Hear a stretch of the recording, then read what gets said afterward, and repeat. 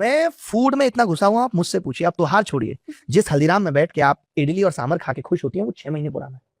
क्या बात कर रहे हैं आप? आपको यकीन नहीं होगा, जितने रेस्टोरेंटों में आप खाना खाने जाती हैं, देखती है ना, सब्जी क्या आती है, धुआं निकल रहा होता है। क्या उन्होंने मेंशन किया है ये? नहीं किया, कहीं नहीं किया, लेकिन अरे मेंशन तो आप इसी से समझ लीजिए। अभी आप अपना ब्लिंकिट खोलिए और डालिए हल्दीराम दाल मखनी, तुरंत आ जाएगी। उसको आप पकड़ बर्तन में डालिए और तुरंत बन के तैयार। वही तो है, उस पर मेंशन है बाकायदा कि 6 महीने पहले की पैकिंग है। अच्छा, वो पैकिंग पे हाँ, उसमें मेंशन है, लेकिन जो स्टोर में मिल रही है उसमें मेंशन नहीं। उसमें वहां के लोगों से भी पूछेंगे तो वो नहीं बताएंगे। क्योंकि आपका ये बहुत बड़ा दावा है, तो हो सकता है वो एक्शन है आप पे। अरे मैं पूछ रही मैं आपको बता दूं, हल्दीराम 2020 तक बड़ी खराब स्थिति में हुआ करता था।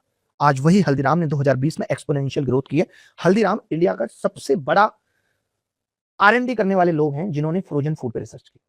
फ्रोजन फूड का मतलब है आपने खाना बनाया, खाना मशीनों से बनेगा। अरे आप समझ लेगी जनता, आप दिल्ली के हल्दीराम में दाल मखनी खाइए, तमिलनाडु के हल्दीराम में दाल मखनी खाइए, टेस्ट से कैसे पॉसिबल?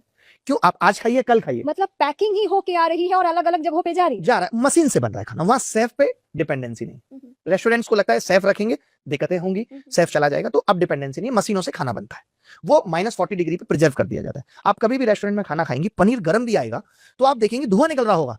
जब बहुत ठंडी चीज को गर्म किया जाए तो धुआं तो निकलता है, लेकिन वो गर्म नहीं हो पाती। आप घर पे आलू मटर की सब्जी बनाई है और हाल खाने लगे तो आपका तलवा जल जाएगा, तरुआ जो होता है वो जल जाएगा, लेकिन रेस्टोरेंट के खाने से नहीं जलता। इसका सबसे बड़ा एग्जांपल, क्योंकि वो फ्रोजन है, -40 डिग्री पे फ्रोजन किया गया। और 5 स्टार का बता देता हूं, ये तो नॉर्मल आपने हल्दीराम छोटे मोटे रेस्टोरेंट्स की बात कर ली।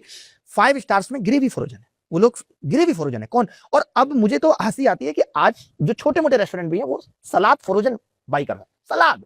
सलाद तो आसानी से काट के दिया जा सकता है ना ताजा, वो कहते हैं कौन काटेगा, फिर छिकुल फेंकने की जिम्मेदारी किसकी होगी खीरे की? इसलिए फ्रोजन है, सब कुछ फ्रोजन मिल रहा है। आप रेस्टोरेंट खोलिए, धड़ल्ले से चलेगा। आपको एक सेफ रखना है जो गर्म रोटी बना सके या जो गर्म करके खाना दे सके, और कुछ नहीं करना, कोई टेंशन नहीं है। आज फूड इंडस्ट्री अलग लेवल पे जा रही है। आपने सुना है कितनी चीजों में महंगाई बढ़ गई, खाने पे उतनी नहीं बढ़ी है।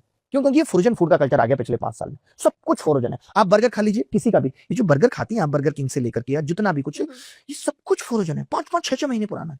ये जो आप रेडी पे राजमा चावल देखती होंगी, कई जगह छोटे छोटे लोग खाते भी हैं, ये सब कुछ फ्रोजन है। जामा मस्जिद से आ रहा है, वहां पे बन रहा है खाना अलग अलग लेवल के हिसाब से कि आपको रेडी पे बेचना है, रेस्टोरेंट पे बेचना है, सब कुछ फ्रोजन मिल रहा है। ये स्थिति है खाने की। आप अपने घर पे डोसा बनाइए, आप 3 खा लेंगे, आपका मन नहीं भरेगा।